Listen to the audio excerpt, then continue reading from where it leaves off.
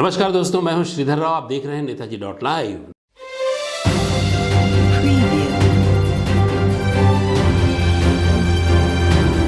देखिए, छत्तीसगढ़ में भारतीय जनता पार्टी इस समय राजनीतिक गिद्ध बन चुकी है।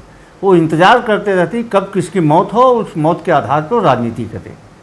मतलब राजनीति का इतना ज़्यादा स्तर कभी नहीं गिरा था जितना भारतीय जनता पार्टी के छत्तीसगढ़ के नेताओं ने गिरा दिया है। आमदी में पवन निषाद ने आत्महत्या की है। आत्महत्या के कारणों के बारे में जो चीज़ें खुल के सामने आई हैं कि पवन निषाद के ऊपर में उसे अपने पिता गंगू राम निषाद की हत्या का आशंका था। उसके पिता गंगू राम निषाद की 25 सितंबर को कुएं में लाश मिली थी। पुलिस ने लाश बरामद किया था, उसके ऊपर में चोट के निशान थे। लाश का पोस्टमार्टम करवाया था। पोस्टमार्टम की रिपोर्ट आने में विलम्ब हो रहा था, इसलिए मर्ग में 302 कायम नहीं किया गया था। और मृतक के दूसरे पुत्र ने, परिजनों ने अपने ही भाई के ऊपर में शंका, मतलब पवन निषाद के ऊपर यह शंका जाहिर किया था कि उसने अपने पिता की हत्या की है। पवन निषाद ने, क्योंकि गौठान समिति का अध्यक्ष था, गौठान में जाके उसने आत्महत्या किया था। आत्महत्या में उसने सुसाइड नोट भी छोड़ा था। उस सुसाइड नोट में उसने यह भी कहा था कि कुछ लोग मुझे फंसाने की धमकी दे रहे हैं, इसलिए मैं आत्महत्या कर रहा हूँ। और उसने उस सुसाइड नोट में यह भी स्वीकार किया है कि उसने अपने पिता की हत्या किया था। चीज़ें एकदम साफ हैं। उसके बाद भारतीय जनता पार्टी का इस मामले में राजनीति करना स्तरहीन बात है। बहुत सारे विषय हैं, लाशों पर राजनीति भारतीय जनता पार्टी बंद करे। मतलब नेता प्रतिपक्ष रहा हुआ व्यक्ति इतनी ज़्यादा गैर जिम्मेदाराना बयान देगा, इसकी कोई कल्पना नहीं कर सकता है। अरे भाई, कोयले का विषय पिछले 6-8 महीने से चल रहा है। कांग्रेस की सरकार ने 6 महीना पहले केंद्र सरकार को पत्र लिखा था। विधानसभा में प्रस्ताव पारित किया गया था कि छत्तीसगढ़ के हरदेव इलाके में जो राजस्थान को कोयला आवंटित किया गया है उसे रद्द कर दिया जाए, अन्यत्र स्थान पर दिया जाए। वहाँ के स्थानीय लोगों का विरोध है।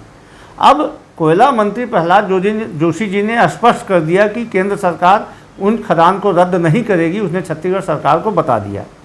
तो भारतीय जनता पार्टी के छत्तीसगढ़ के नेता बताएं कि उनका क्या स्टैंड है। इधर उधर की बात करने से काम नहीं चलेगा।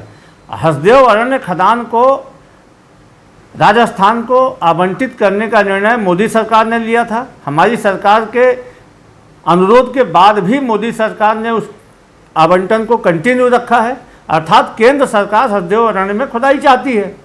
अब भारतीय जनता पार्टी के छत्तीसगढ़ के नेता बताएं कि वो केंद्र सरकार के इस निर्णय के साथ खड़े हैं या नहीं हैं। हमारे फेडरल सिस्टम में, संघीय व्यवस्था में कोयला आवंटन का अधिकार किसके पास है? केंद्र सरकार के पास में है। और इस मामले में क्रिस्टल क्लियर हो गया। केंद्रीय कोयला मंत्री ने बता दिया कि आवंटन केंद्र सरकार ने किया था, रद्द वो नहीं करने जा रही है। तो छत्तीसगढ़ के भारतीय जनता पार्टी के नेता जो इसमें दो मुही बात कर रहे हैं वो बेनकाम हुए हैं। धर्मलाल कौशिक, डॉक्टर रमन सिंह जी, रेणुका सिंह जी, उनके सांसद, उनके नेता प्रतिपक्ष, इनको जवाब देना चाहिए छत्तीसगढ़ के लोगों को, हसदेव अरण्य के लोगों को। दिवाली से निश्चित तौर पे यह स्वागत योग्य कदम है मुख्यमंत्री श्री भूपेश बघेल का।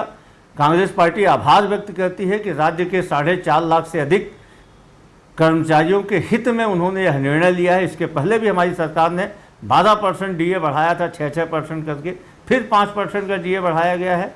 यह भूपेश बघेल की कर्मचारियों के प्रति प्रतिबद्धता को दिखाता है। कोरोना काल में जब देश की अन्य राज्य सरकारों ने अपने कर्मचारियों के वेतन भत्ते में कटौती किया था, तब भी 7वें वेतनमान के पैसे को भूपेश बघेल की सरकार ने दिया था, 1 रुपये की कटौती नहीं किया था। और फिर से एक बार दिवाली के पहले डीए बढ़ाने की घोषणा करके मुख्यमंत्री ने कर्मचारियों का दिल जीत लिया है। नेताजी .live के प्रायोजक है Satyadeep diagnostic and clinic, Supela, Bhilai.